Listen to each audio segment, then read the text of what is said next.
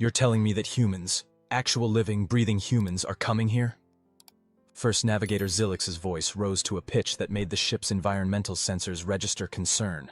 That's what the transmission said, Captain Vereen replied, her 4 eyes blinking in rapid succession, a sure sign of anxiety among the Qalarian species. The Galactic Council approved their response to our distress call. Zilix's tendrils coiled tightly against his thorax. But they're deathworlders. Class 12. Did nobody think that was relevant information when they sent the SOS? I believe the general understanding was that we needed help, and we needed it yesterday. Vereen's mandibles clicked in what passed for a sardonic smile. Besides, they're sending a diplomatic vessel, not a warship. Oh, how wonderfully reassuring, Zilix said, voice dripping with sarcasm. A diplomatic vessel crewed by beings evolved to survive conditions that would liquefy our internal organs. What could possibly go wrong? Communications Officer Nix spun her chair around, the motion causing her bioluminescent spots to pulse with excitement. Actually, according to the transmission details, they're sending a ship called the Relentless. That doesn't sound very diplomatic, muttered Zilix. The humans insisted it was the closest vessel that could reach us within the time frame required, Vereen explained. Apparently it's some type of rescue ship. Zilix's laughing sac inflated with a snort. Rescue, right, because nothing says we come in peace like a vessel named the Relentless. Would you prefer we all die here on this forsaken moon while waiting for the Council's bureaucrats to file the proper paperwork? Vereen's tone hardened. The mining colony is running out of atmospheric stabilizers. We have over 200 crew and colonists trapped by that avalanche, and whatever native organism is emitting those spores is slowly eating through our filtration systems. A moment of silence fell over the bridge, broken only by the persistent warning beeps of failing systems. Fine, Zilix finally conceded. But when these humans arrive, I'm staying on the ship, with my environment suit on, and a stunner within reach. Noted, Vereen said dryly. Now let's prepare for our guests. The Relentless will be here in 6 rotations. Nix's spots flickered with what might have been amusement. Actually, Captain, they've adjusted their estimated arrival. They'll be here in 2 rotations. Vereen's outer eyes blinked in surprise. 2? That's impossible. Even with their advanced drives, the nearest jump point is, they said, and I quote, "Hold tight. We're taking a shortcut."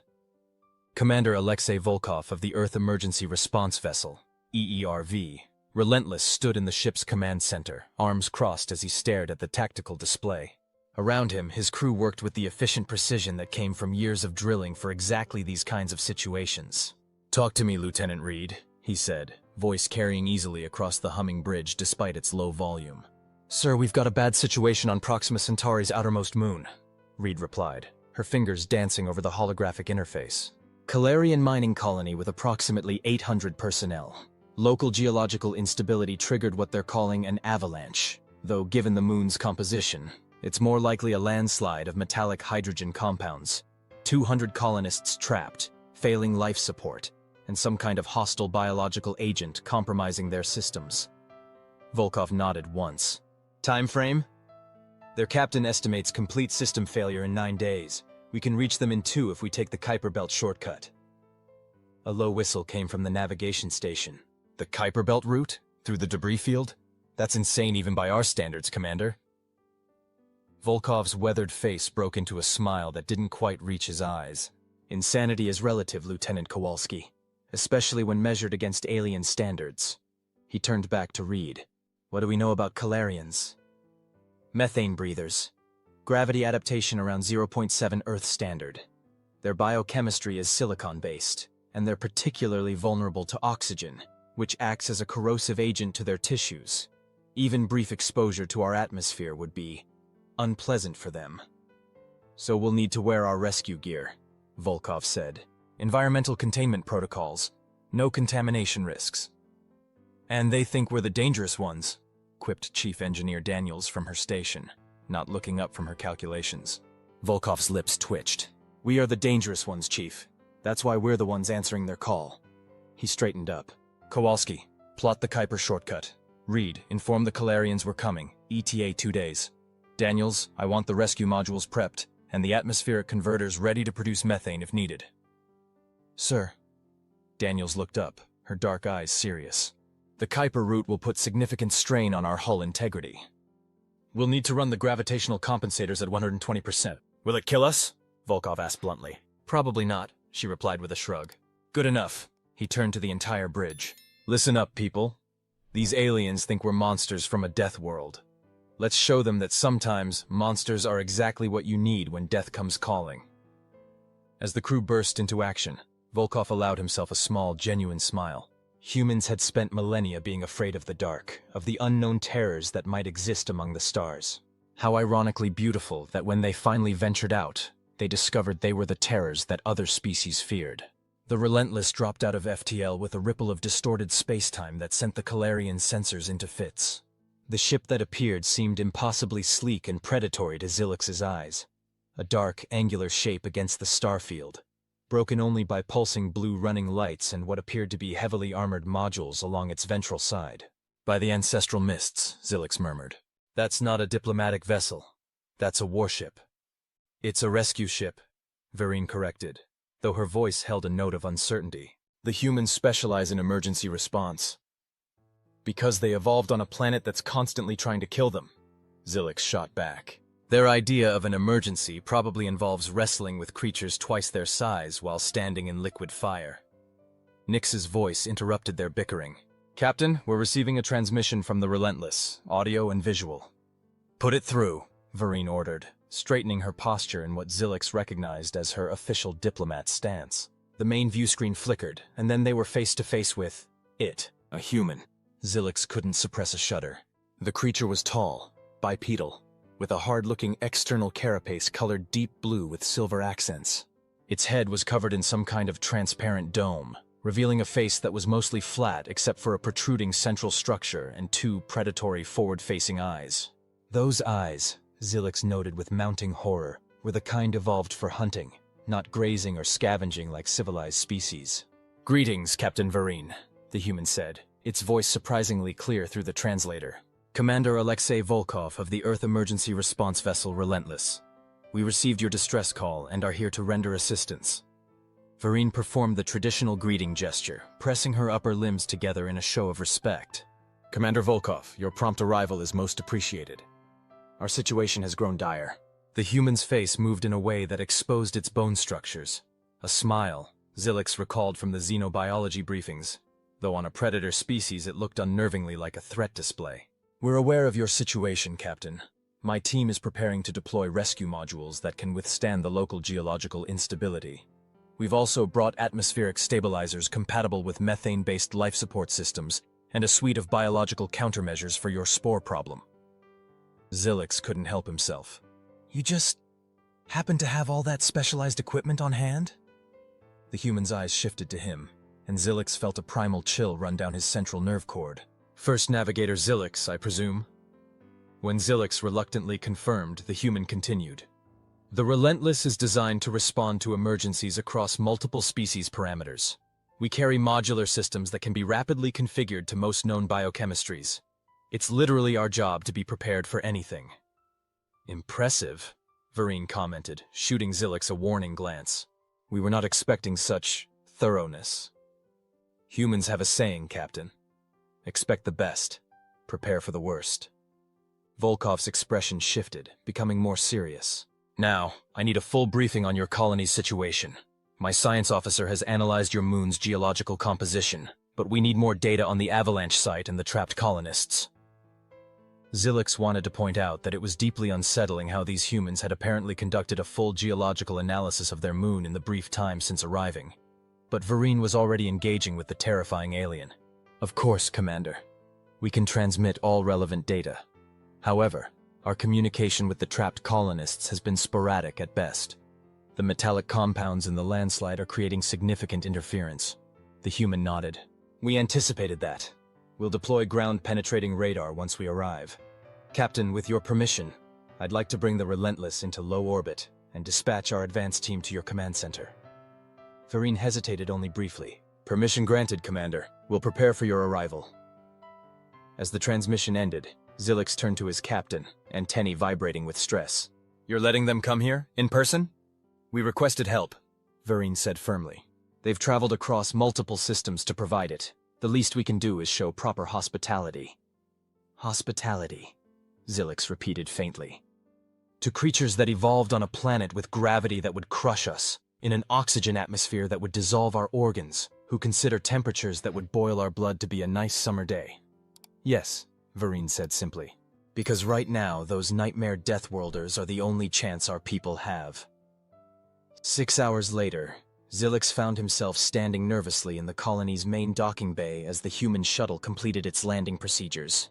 Despite his earlier protests, Vareen had volunteered him to be part of the welcoming committee, citing his need to broaden his xenobiological horizons. The shuttle was smaller than Zilix had expected, but no less intimidating. A sleek, dark craft that looked as though it had been designed with both efficiency and threat in mind.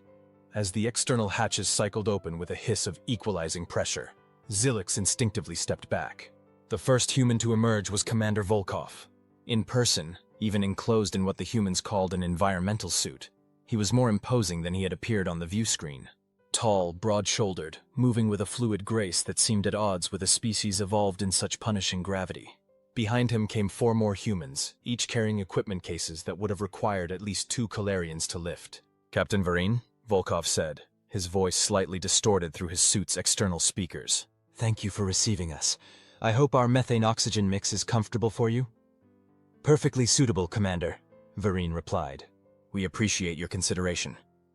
Zilix noticed that the humans had indeed adjusted their environmental suits to exude a methane-rich atmosphere around them. A gesture of goodwill that, despite himself, he found touching. "These are my senior officers," Volkov continued, gesturing to each human in turn. "Lieutenant Reed, my second-in-command, Dr. Okafor, our xenobiologist, Chief Engineer Daniels, and Lieutenant Kowalski, our navigation and terrain specialist." Each human acknowledged the introduction with what Zilix assumed were respectful gestures, though on such alien physiologies, it was hard to be certain. "This is my first navigator, Zilix," Vareen said, nudging him forward slightly. "And our chief medical officer, Dr. Thrix." Volkov turned those unsettling forward-facing eyes on Zilix. "First navigator, your reputation precedes you. I understand you're one of the few Qalarians who successfully navigated the Persephone Nebula." Zilix's antennae twitched in surprise. "You know about that?" "We make it a point to study the achievements of other species," Volkov replied. "Especially when those achievements involve navigational feats through challenging stellar phenomena." Before Zilix could formulate a response, alarms began blaring throughout the docking bay. Captain Vareen's communicator buzzed urgently. "Captain!" came the panicked voice of Officer Nix. "The southern containment dome has just lost pressure integrity. Atmospheric venting in sectors 7 through 12. Evacuation protocols," Vareen ordered immediately. "Get everyone to the emergency shelters. How many colonists are in the affected areas?" "At least 50, Captain, and the emergency seals aren't responding. The control systems are offline." "What's happening?" Volkov asked sharply. Vareen's inner eyes blinked rapidly, a sign of extreme stress. "The biological contamination must have reached the dome control systems. We're losing pressure in the southern quadrant where we house most of our hydroponics and atmospheric processing." To Zilix's astonishment, the humans didn't hesitate. Volkov immediately turned to his team. "Reed, Kowalski, grab the portable atmospheric stabilizers. Daniels, we need emergency seals. Dr. Okafor, prepare for potential methane-based biological contamination." Then Volkov turned back to Vareen. "Captain, we need to move, now. My team is equipped to handle vacuum exposure and emergency sealing procedures. Lead the way to the affected sectors." "But," Zilix began, "the southern quadrant will be decompressing. Even with your suits, the structural integrity is compromised. It's too dangerous." Volkov gave him a look that Zilix couldn't quite interpret. "Navigator Zilix, with all due respect, this is what humans do." As the mixed group of aliens raced through the corridors toward the failing dome, Zilix found himself re-evaluating everything he thought he knew about these deathworlders. They weren't running away from danger. They were running toward it. The scene at the southern containment dome was chaos. Emergency lighting bathed everything in pulsing red, and the distinctive hiss of escaping atmosphere created an ominous background noise. Qalarian colonists were streaming away from the affected sectors, many assisted by colony security personnel. Volkov took in the situation with a single sweeping glance, his training automatically cataloging threats, resources, and priorities. The breaches were visible even from the secured antechamber where they stood. Ragged tears in the dome's structure where some kind of viscous dark material appeared to be growing. Those aren't mechanical failures, Dr. Okafor noted, already scanning with a handheld device. That's biological intrusion. Some kind of extremophile organism is literally eating through the dome materials. The spores, Captain Vereen said grimly. They've accelerated their reproduction cycle. Lieutenant Reed had already unloaded the portable atmospheric stabilizers, devices that looked to Zilix like sleek silver cylinders with complex control interfaces. Commander, we can deploy these at the primary ventilation nodes. They'll generate enough methane-rich atmosphere to compensate for the leakage, but they're a temporary solution at best. Daniels was examining the structural schematic a nervous Qalarian technician had provided. The primary seal controls are located here, she said, pointing to a section alarmingly close to the largest breach. If I can reach them, I can override the system and reinitiate the emergency protocols. Too dangerous, the Qalarian technician chittered. That section is already experiencing significant decompression, and the organism, it seems to be attracted to electrical systems. Volkov turned to Vereen. How many of your people are still trapped inside? Sensors indicate approximately 47 life signs, Vereen replied, her voice tight with stress. Mostly agricultural specialists and dome maintenance crews. Reed, deploy those stabilizers now. Buy us some time. Volkov's voice was calm but carried absolute authority. Kowalski, I need a route map to those life signs with minimal exposure to the breaches. Daniels, prep the emergency seal kit. Dr. Okafor, I need something that will at least slow that organism down. The human team moved with practiced precision, each attending to their assigned tasks without hesitation. Zilix found himself standing uselessly to the side, watching in a mixture of awe and horror. You can't seriously be planning to go in there, he finally said. Volkov glanced at him as he checked the seals on his environment suit. That's exactly what we're planning, Navigator. But the structural integrity, the organism, the decompression, all hazards we're trained to handle, Volkov replied simply. Your people are in danger. We have the equipment and training to help. What's there to discuss? Your suits can't possibly withstand. Our suits, interrupted Daniels with what sounded like pride, are designed to withstand the vacuum of space, temperatures ranging from near absolute zero to over 500 Kelvin, and pressure differentials that would crush your ships. They're also equipped with repair nanites that automatically seal breaches. Zilix's tendrils coiled in disbelief. But why risk yourselves? You barely know us. We're not even from the same stellar neighborhood. Volkov paused in his preparations, fixing Zilix with a steady gaze. Because this is what humanity does, Navigator. When someone calls for help, we answer. It doesn't matter if you're human or Qalarian or any other species. Danger is our natural environment. Saving lives is our purpose. Before Zilix could formulate a response, Reed returned. Stabilizers deployed, Commander. They'll maintain minimum viable atmosphere for approximately 2 hours. Good. Kowalski? I've mapped 3 potential routes to the trapped colonists, sir. The most direct path takes us through a section with active biological growth, but it's the fastest. Dr. Okafor? The xenobiologist held up what looked like a modified weapon. Concentrated alkaline solution with copper nanoparticles. Based on the preliminary scans, it should be toxic to the organism without damaging the Qalarian technology or life forms. Volkov nodded. Excellent. He turned back to Captain Vereen. With your permission, Captain, we'll proceed with the rescue operation. Vereen's 4 eyes blinked in sequence, a gesture of profound respect among her people. Permission granted, Commander, and thank you. As the humans prepared to enter the compromised dome, Zilix found himself stepping forward. I'm coming with you. Every head, human and Qalarian alike, turned to him in surprise. Navigator, Vereen began cautiously. That's not necessary. I know the dome systems better than anyone here, Zilix insisted, surprising himself with his determination. And I've studied the organism since it first appeared. You'll need my expertise. Volkov studied him for a long moment, then nodded. Can your environment suit withstand brief exposure to partial vacuum?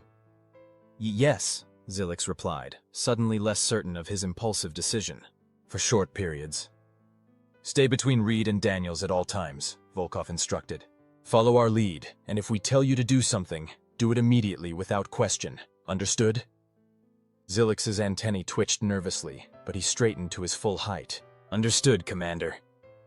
As they approached the airlock that would lead them into the failing dome, Volkov placed a suited hand on Zilix's shoulder, a gesture that would have seemed threatening if not for the context. One more thing, Navigator, the human said quietly.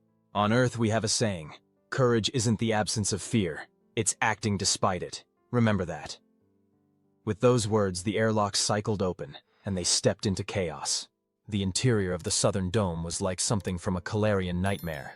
The once pristine agricultural sectors were now a landscape of twisted metal and pulsing organic growth. The alien organism had spread further than Zilix had feared, creating web-like structures that seemed to connect the various breaches in the dome. Through those breaches, the thin atmosphere of the moon was visible, a stark reminder of how precarious their situation was. "Life signs?" Volkov asked tersely as Reed consulted her scanner. "Clustered in 3 locations," she replied. "Largest group is in the central hydroponics lab, approximately 200 meters ahead. They've sealed themselves in, but their atmospheric reserves are critical." "Daniels, what's the structural integrity looking like?" The engineer was examining a different device, her expression grim behind her faceplate. "Not good, Commander. The organism is specifically targeting the load-bearing elements. I estimate less than 90 minutes before catastrophic failure." "Then we work fast," Volkov said simply. "Okafor, test your compound on the nearest growth. Let's see what we're dealing with." The xenobiologist approached a pulsating mass of the organism that had enveloped what appeared to be an atmospheric regulator.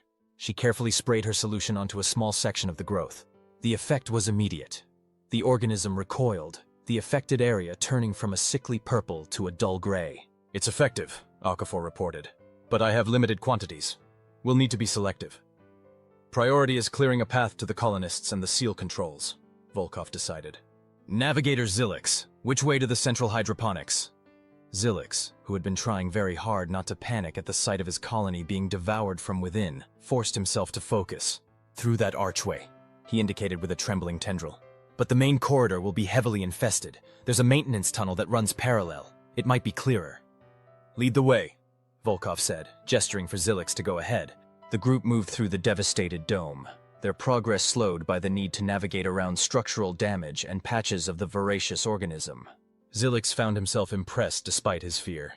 The humans moved with a coordination that spoke of extensive training, always watching each other's positions, communicating with hand signals and brief verbal cues. They reached the maintenance access point, and Zilix keyed in his override code.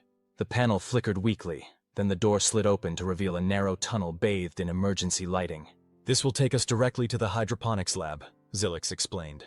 "The atmospheric systems are separate from the main dome, so it should be relatively uncontaminated." They filed into the tunnel, with Kowalski now taking point, his scanner sweeping ahead for any signs of the organism.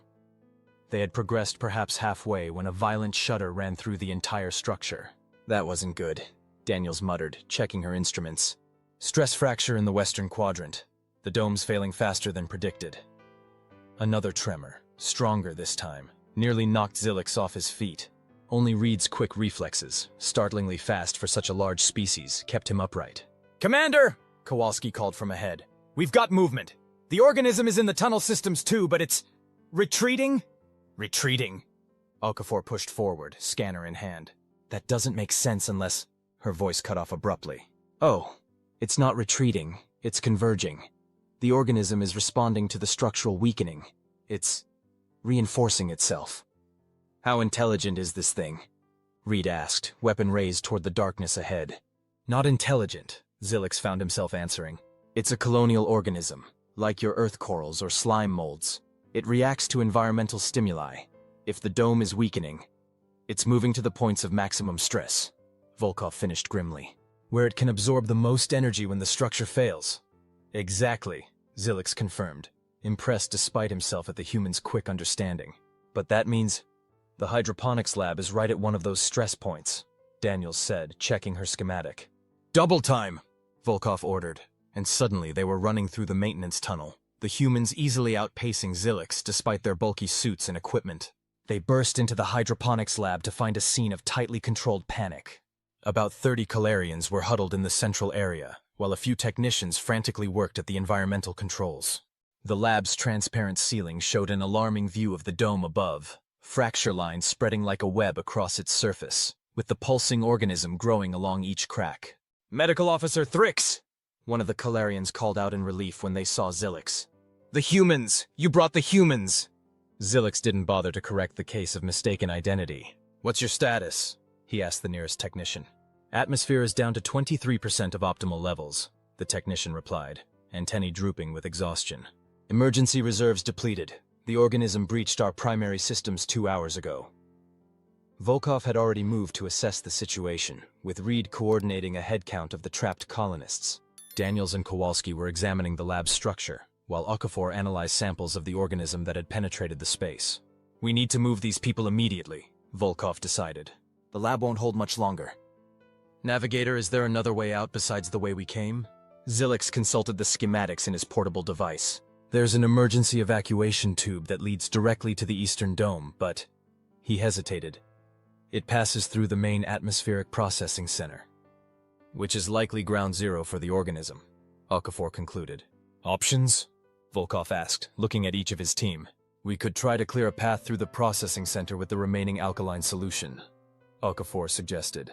But I can't guarantee how effective it will be against a concentrated mass. What about reinforcing this position? Reed asked. The lab has independent life support, even if it's failing. If we can boost it with our portable units, not viable long-term, Daniels cut in. The structural integrity is compromised. Even if we shore up the atmosphere, when that dome goes, it's taking everything with it. Another violent tremor shook the lab, this one strong enough to crack one of the floor panels. Several Qalarians cried out in alarm. We're out of time for debate, Volkov said firmly. Evacuation tube it is. Okafor, you and I will clear the path. Daniels, prep our remaining atmospheric stabilizers to create a breathable corridor. Kowalski, map the fastest route to the Eastern Dome. Reed, organize the colonists for rapid movement. As the humans burst into action, Zilix found himself staring at Volkov in something approaching awe. You're really going to do this, he said quietly. You're going to risk everything to save people you don't even know. Volkov paused in his preparations. What would you have us do, Navigator? Leave them to die? No, but... Zilix struggled to articulate his confusion. On my world, we're taught that other species act primarily in self-interest, that altruism is limited to one's own kind. The human made a sound that might have been a laugh. Then your teachers need to get out more. His expression grew serious. Look, Zilix, humans come from a world where danger is constant, where nature itself can kill you 1,000 different ways. We survived by helping each other, by running toward the fire, not away from it. That's why you're called deathworlders, Zilix realized. Not because you bring death, but because you've learned to defy it. Something like that, Volkov said with a small smile. Now, are you going to help us save your people, or just stand there philosophizing? For perhaps the first time in his life, Zilix felt something like the courage these humans seemed to take for granted. I'll help. Good man, Volkov said, clapping him on the shoulder, a gesture that nearly knocked Zilix over. Let's get to work. The journey through the emergency evacuation tube was a nightmare of narrow passages, failing systems, and the ever-present threat of the organism. Okafor led the way, methodically clearing sections of the alien growth with her dwindling supply of alkaline solution. Daniels followed, deploying atmospheric stabilizers at regular intervals to maintain a breathable corridor for the Qalarian colonists. Zilix found himself in the middle of the group, helping to guide the weakest colonists, many of whom were suffering from exposure to the thinning atmosphere. Behind them, Reed and Kowalski brought up the rear, ensuring no one was left behind and monitoring the structural integrity of the passage. They were approximately halfway to the Eastern Dome when disaster struck. Commander? Kowalski's voice cracked over the comm system. Seismic activity! The whole moon is... His warning was cut short as the evacuation tube shook violently. Metal screamed against metal, and a section of ceiling collapsed just behind the last group of colonists. Reed dove forward, physically shielding 2 Qalarian children from the falling debris. Status! Volkov barked, already moving back through the group. Tube's compromised, Reed reported, rising to her feet with a Qalarian child under each arm. The path behind us is blocked. Forward is still clear, Okafor called from the front. But I'm detecting increased organism activity ahead. It's responding to the seismic event. Another tremor, stronger than the first, sent everyone staggering against the walls of the tube. This isn't just dome failure, Daniels said grimly, checking her instruments. The moon itself is becoming unstable. Commander, I think we've got bigger problems than the organism. Volkov made a decision. Change of plans. Eastern Dome is no longer the priority. Kowalski, find us the fastest route to the landing pads. We're evacuating everyone off this rock. Sir, the Relentless doesn't have capacity for the entire colony, Reed pointed out. No, But we can get these people to the orbital platform, Volkov replied. Captain Vareen needs to initiate full colonial evacuation, now. He activated his long-range communicator. Volkov to Captain Vareen, do you copy? Static answered him. Damn it. The seismic activity must be interfering with communications. Zilix stepped forward. I can help. The maintenance systems have emergency communication relays designed to function during structural failures. Show me, Volkov said immediately. Zilix moved to a control panel that, miraculously, still had power. His tendrils worked quickly over the interface, bypassing security protocols and rerouting power to the emergency systems. There, he said as the panel flickered to life. We should have a direct line to the command center. Volkov leaned in. Volkov to Vareen, emergency communication. Do you copy? After a moment of static, Vareen's voice came through, distorted but audible. Commander, we've lost contact with half the colony. What's happening? Captain, the moon is becoming unstable. This is no longer just a dome failure or biological contamination. You need to initiate full evacuation protocols immediately. There was a pause, then Vareen's voice again, sounding strained. Confirmed, Commander. Evacuation protocols initiated. We're dispatching all available shuttles to collection points. What's your situation? We've recovered approximately 30 colonists from the hydroponics lab. We're proceeding to landing pad 3 for extraction. Be advised, the evacuation tube to the eastern dome is no longer viable. Understood. I'll redirect resources to landing pad 3. Vareen out. As the communication ended, another tremor shook the tube, this one lasting several seconds longer than the previous ones. We need to move, Volkov said grimly. Kowalski, get us to that landing pad. This way, the navigation specialist said, indicating a junction ahead. It's a maintenance access that should take us directly to the pad infrastructure. They resumed their careful procession through the failing structure of the colony, the situation growing more desperate with each passing minute. Twice more they encountered dense growths of the organism blocking their path, forcing Okafor to use the last of her deterrent solution. Just as they reached the final stretch before the landing pad, a massive shockwave rippled through the entire structure. The lights flickered and died, plunging them into darkness broken only by the emergency lights on the human suits. What was that? Zilix gasped, his bioluminescent spots flaring with alarm. Structural failure in the main dome, Daniels reported, her voice tight. Complete collapse imminent. Volkov didn't hesitate. Everyone move, now! The group surged forward with renewed urgency, the humans physically supporting Qalarians who were too weak to run. Ahead, Zilix could see the airlock that would lead them to the landing pad, and safety. Then the floor buckled beneath them. With a scream of tortured metal, a section of the corridor gave way, creating a yawning chasm at least 3 meters wide. Beyond it lay the airlock, tantalizingly close, yet suddenly unreachable. The colonists halted in dismay, tendrils writhing in distress. Even Volkov paused, quickly assessing the new obstacle. We can't jump that, Zilix said, his voice hollow with defeat. Qalarian physiology, we don't have the leg strength, not in this gravity. Then we make a bridge, Volkov said simply. He turned to Daniels. The emergency sealing kit, the structural supports. Understanding dawned on the engineer's face. It might work, but they're not designed for that kind of stress, Commander. Make them work. While Daniels quickly unpacked what looked like telescoping metal rods from her equipment, Volkov turned to the group. We need to move fast. When the bridge is ready, the colonists cross first, youngest and weakest at the front. My team will bring up the rear. Another tremor shook the corridor, and a distant boom echoed through the structure. Kowalski checked his scanner, his expression grim behind his faceplate. Main dome has collapsed, Commander. Eastern dome integrity at 42% and falling. Daniels had finished assembling her improvised bridge. 3 metal supports laid side by side across the gap, their ends wedged into the buckled flooring on either side. It'll hold one at a time, she reported. Maybe 2 of the smaller ones together. But it's not stable. We need to move now. Go! Volkov ordered, and the first Qalarians cautiously began to cross, their movements tentative on the narrow supports. Progress was agonizingly slow. Though the distance wasn't great, the Qalarians' natural caution and weakened state made each crossing a nerve-wracking ordeal. By the time half the group had made it to the other side, the tremors were becoming near constant. Something's changed, Okafor said suddenly, her scanner beeping urgently. The organism, it's moving, fast, toward us. It must be fleeing the collapse, Zilix theorized, looking for new structures to infest. Or it senses body heat, Reed suggested grimly. New food sources.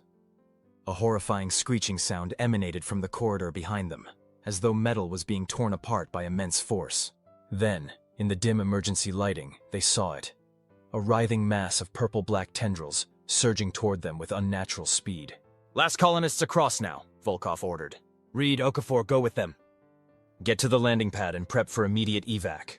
"Commander," Reed began to protest. "That's an order, Lieutenant," Volkov cut her off. "Get these people to safety." Reed nodded reluctantly and helped the remaining Qalarians across the makeshift bridge. Okafor followed, carrying a Qalarian child who had been too frightened to cross on their own. Now only Volkov, Daniels, Kowalski, and Zilix remained on the wrong side of the chasm, with the organism approaching rapidly. "I'm detecting multiple structural failure points," Kowalski reported tersely. "This whole section is going to go in less than 2 minutes."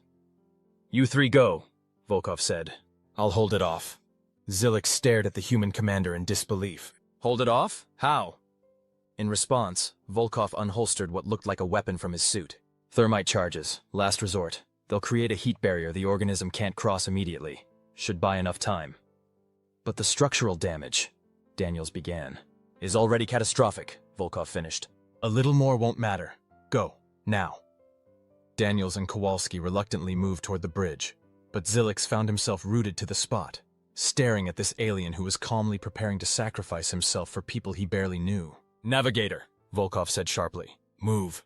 "No," Zilix heard himself say, surprising even himself. "I know this organism better than you do. I know where to place those charges for maximum effect. You're needed to coordinate the evacuation." The human commander stared at him for a long moment, then nodded sharply.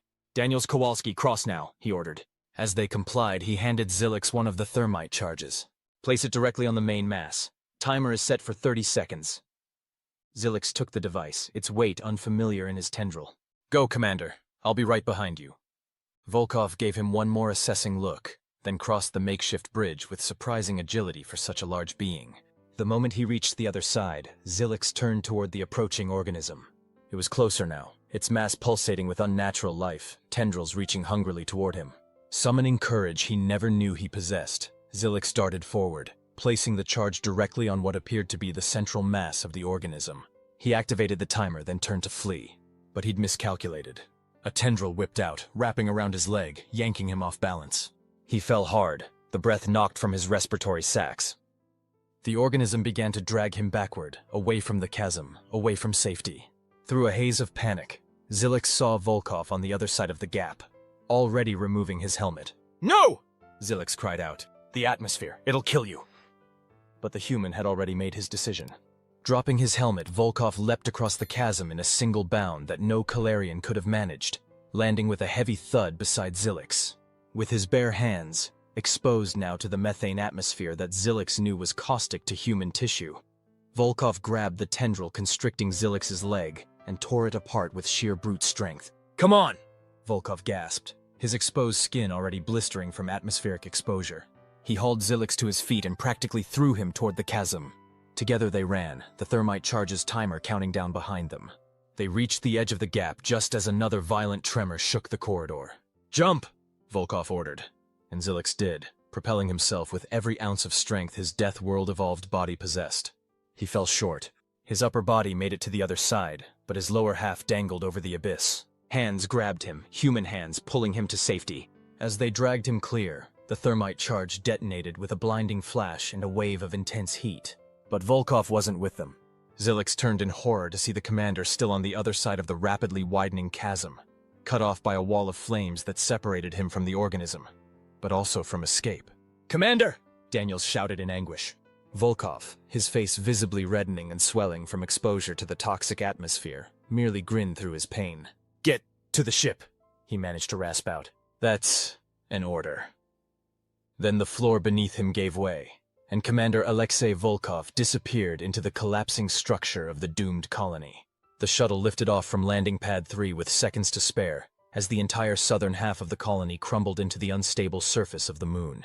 Inside, Qalarian colonists huddled together in shock and grief, while the human rescue team worked with grim efficiency to tend to the injured and monitor the failing moon. Zilix sat apart, staring out a viewport at the collapsing structures below.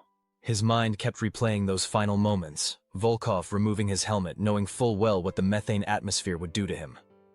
the raw determination on the human's face as he tore apart the organism's tendril with his bare hands. The smile, that inexplicable smile, as he ordered them to leave him behind. Why did he do it? Zilix asked quietly when Reed sat down beside him. He knew the risks. He knew what our atmosphere would do to him. Why sacrifice himself for me?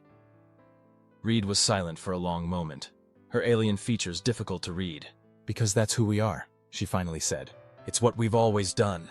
From the first time a human ran into a burning building to save a stranger, to the moment we reached the stars. But it's not logical, Zilix insisted, his scientist's mind struggling to comprehend. The commander of the mission should never risk himself for a subordinate, let alone for an alien he just met. Reed actually laughed, a short, sad sound. Logic had nothing to do with it, Navigator. You were in danger. He could help. For humans, that's enough. The shuttle docked with the Relentless, which had moved into low orbit to facilitate the evacuation. Captain Vereen was waiting in the docking bay, her 4 eyes blinking rapidly as she counted the returning humans. Commander Volkov? She asked, her voice hopeful. Reed shook her head once, and the Qalarian captain's antennae drooped in obvious distress. He saved us, Zilix said, stepping forward. He saved me, at the cost of his own life. We will honor his sacrifice, Vereen promised solemnly. For generations to come, the Qalarian people will remember the human who gave his life for us. Reed straightened, her grief visibly channeled into resolve. Captain Vereen, we need to complete the evacuation immediately. According to our sensors, the moon's core has become unstable. We have less than 6 hours before total collapse. Vereen nodded. Most of our people are already on the orbital platform. The last shuttles are en route now. Good. Once everyone's clear, we'll escort the platform to the nearest jump point and...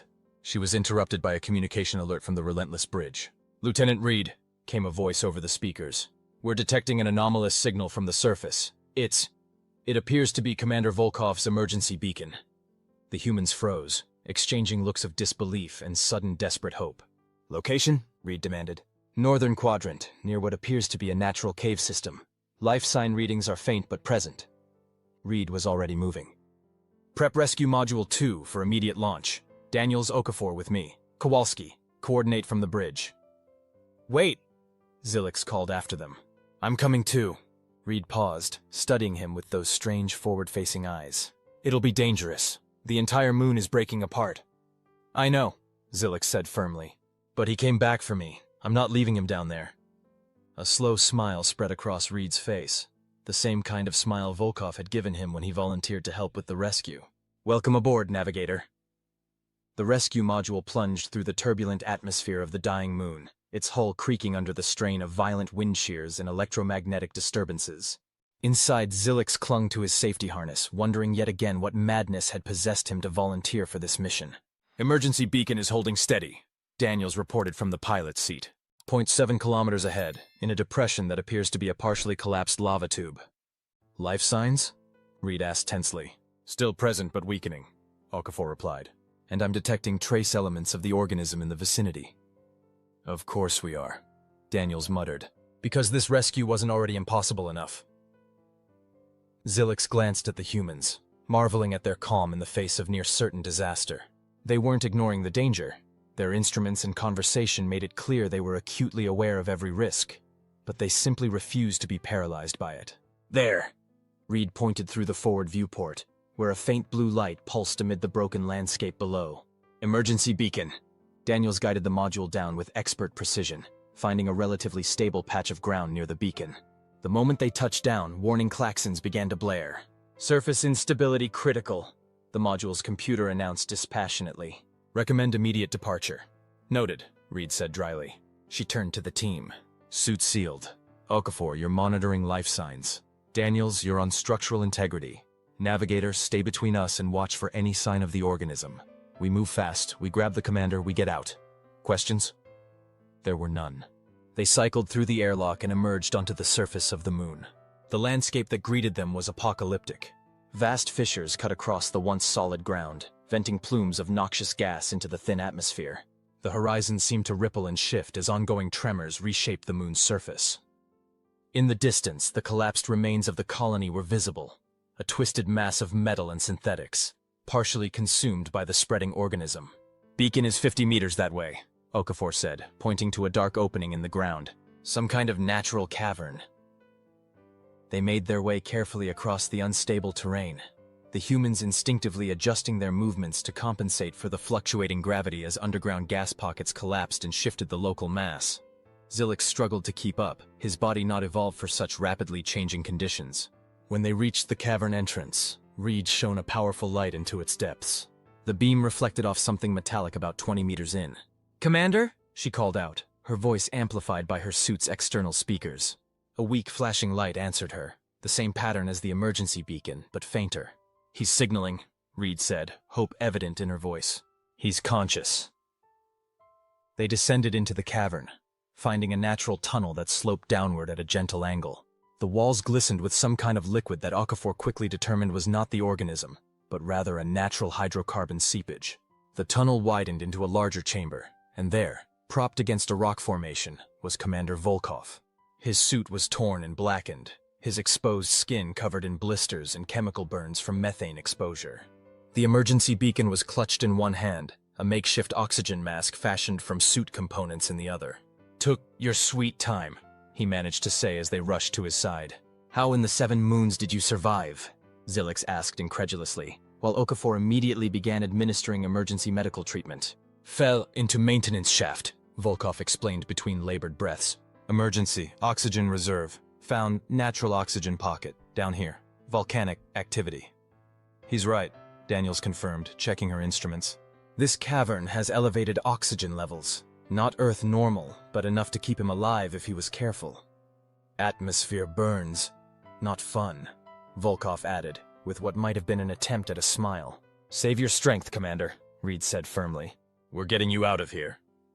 "The colonists?" Volkov asked, his focus clearly still on the mission despite his condition. "All evacuated to the orbital platform," Reed assured him. "The moon is becoming unstable, but everyone got out safely, thanks to you." "Thanks to us," Volkov corrected, his gaze finding Zilix. "You placed that charge." "Perfectly." Before Zilix could respond, a violent tremor shook the cavern, dislodging rocks from the ceiling. Daniel's scanner began blaring urgent warnings. "We've got to move now," she said tensely. "This whole system is about to collapse. The tunnel we came through won't stay open much longer." Reed and Okafor carefully lifted Volkov, supporting him between them. Despite his injuries, the human commander insisted on helping, his legs moving unsteadily but determinedly toward the exit.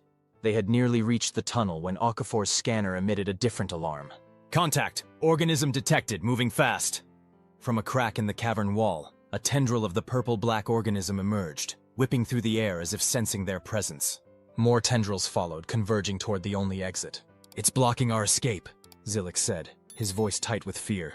Volkov, despite his weakened state, straightened. "Options?" "I've analyzed its movements more thoroughly," Okafor reported quickly. "It's not just attracted to heat or electrical systems. It's seeking out complex carbon chains, organic matter. So it's hunting us," Reed concluded grimly. "Not necessarily all of us," Zilix said slowly, a plan forming in his mind. "It's evolving to consume Qalarian biological material, silicon-based. Human biology is carbon-based, but fundamentally different." Volkov caught on immediately. "You think it might ignore humans in favor of you?" "It's a theory," Zilix admitted, "but one worth testing." He began to move away from the group, toward the opposite side of the cavern. "Navigator, what are you doing?" Reed demanded. "Creating a diversion," Zilix replied. "Get the commander out. I'll draw it away and follow another route." "Negative," Volkov said immediately. "We don't leave people behind." "You're not," Zilix assured him, feeling strangely calm despite the danger. "There's another exit, a smaller tunnel I spotted when we entered. It probably connects to the same surface network. I'm smaller, I can fit through." He gestured to Volkov's bulk. "You can't."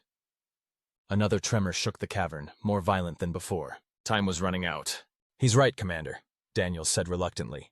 "The structural integrity is failing everywhere. If we don't get out now, none of us will make it." Volkov looked at Zilix with an expression the Qalarian couldn't quite read, respect perhaps or recognition. "You sure about this, Navigator?" "No," Zilix admitted with a nervous laugh. "But I learned from the best. Sometimes courage isn't the absence of fear, right?"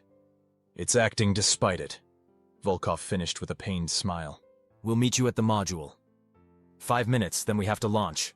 "I'll be there," Zilix promised. then darted away from the group, his movements deliberately conspicuous. The effect was immediate. The organism's tendrils whipped toward him, ignoring the humans completely. Zilix led it on a circuitous route around the cavern, giving the rescue team time to help Volkov through the main tunnel. Once they were clear, Zilix made for the smaller tunnel he'd spotted. It was tight, painfully so, but his flexible Qalarian physiology allowed him to squeeze through where a human would have been hopelessly stuck. The tunnel twisted upward, occasionally branching. Zilix chose paths that seemed to lead toward the surface, all while hearing the ominous sounds of the organism slithering through the passages behind him. After what felt like an eternity of claustrophobic crawling, Zilix emerged onto the surface, but not where he had hoped. He was at least 100 meters from the rescue module, with a vast fissure separating him from it, and the ground beneath his feet was beginning to crumble. In the distance, he could see the module's engines glowing, preparing for departure. They couldn't wait any longer. The moon's final collapse was imminent. Zilix closed his eyes, accepting his fate. At least he had helped save the colonists. At least his death would mean something. A thunderous roar made him open his eyes again. The rescue module had lifted off, but instead of heading for orbit, it was flying toward him, maneuvering perilously close to the unstable ground where he stood. The side hatch opened, revealing Reed secured by a safety line, her arm extended toward him. "Jump!" her amplified voice commanded. The gap was at least 4 meters, an impossible distance for a Qalarian. But as Zilix looked at the human reaching for him, he remembered Volkov's impossible leap back in the colony.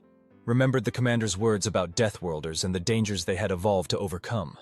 Zilix gathered himself and jumped with every ounce of strength his body possessed. He wasn't going to make it. He could tell immediately that his leap would fall short. Then Reed's hand closed around his outstretched tendril, the human's deathworld strength easily supporting his weight as she pulled him into the module. The hatch sealed behind him as Daniels immediately sent the craft climbing steeply away from the disintegrating moon. "Cutting it a bit close there, navigator," Volkov commented from where he lay strapped to a medical support unit, looking pale but very much alive. "I learned from watching humans," Zilix replied, suddenly overwhelmed by exhaustion and relief. "You all seem to have a talent for last-minute escapes." Volkov's laugh turned into a pained cough, but his eyes remained bright. "Welcome to the club." 3 weeks later, Zilix stood on the observation deck of the Qalarian refugee vessel New Dawn, watching as the Relentless prepared to depart. The evacuation had been completely successful. All 803 colonists had been rescued before the moon's catastrophic collapse. They were now en route to the nearest Qalarian settlement, where they would begin again. Behind him, the door hissed open, admitting Commander Volkov. The human still moved with a slight limp, and the skin on his face bore the marks of serious chemical burns that even advanced human medicine couldn't completely heal. But he was alive, and according to Dr. Okafor, would make a full recovery. "Ah, there you are, navigator," Volkov said, joining Zilix at the viewport. "I wanted to say goodbye before we left." "You're heading back to Earth?" Zilix asked, surprised at the pang of regret he felt. "Not immediately. The Relentless has been reassigned to patrol this sector. Apparently, the Galactic Council was impressed by our handling of the situation. They've requested a more permanent human presence in the region." "I can't imagine why," Zilix said dryly. "You only risked your life multiple times, saved an entire colony, and discovered a previously unknown organism that can consume synthetic materials. All in a day's work for a deathworlder, I suppose?" Volkov smiled, a gesture Zilix no longer found threatening. "Actually, I came to make you an offer." "An offer?" "The Relentless needs a new navigation specialist. Someone familiar with this sector of space. Someone who's proven they can keep a cool head in a crisis." The human raised an eyebrow. "Interested?" Zilix stared at him in shock. "You want me, a Qalarian, to serve on a human vessel?" "Why not? You've already demonstrated all the qualities we look for. Intelligence, adaptability, courage. The fact that you come from a different evolutionary background is a bonus, not a hindrance." "But I'm not a deathworlder," Zilix protested weakly. "My species evolved on a world with minimal environmental hazards." "And yet," Volkov countered, "when faced with a collapsing moon, a voracious organism, and near certain death, you didn't freeze. You adapted. You survived." He placed a hand on Zilix's shoulder, the gesture now familiar rather than alarming. "Maybe being a deathworlder isn't just about where you evolved, but about how you respond when death comes calling." Zilix looked past Volkov to the stars beyond the viewport. All his life, he had navigated safe, predictable routes, avoiding danger rather than confronting it. But in the past 3 weeks, he had discovered something about himself. Something he might never have known if not for the humans who came to their rescue. "When do I start?" he heard himself say. Volkov grinned. "Knew you'd see it my way. Report to the Relentless at 0800 tomorrow. Fair warning. Lieutenant Reed runs a tight training program for new crew." "I'd expect nothing less from a ship full of deathworlders," Zilix replied with a newfound confidence. As Volkov turned to leave, Zilix called after him. "Commander? That saying you told me about courage not being the absence of fear. What about it? I think I finally understand what it means." Volkov nodded, a look of genuine respect in his eyes. "Welcome to the crew, Navigator Zilix." 3 months later, an emergency transmission was received at Galactic Council headquarters. "This is the EERV Relentless responding to distress signal from Sector 9. We have reports of a spatial anomaly threatening the Zentari colony. Please advise all vessels to clear the area. We're going in."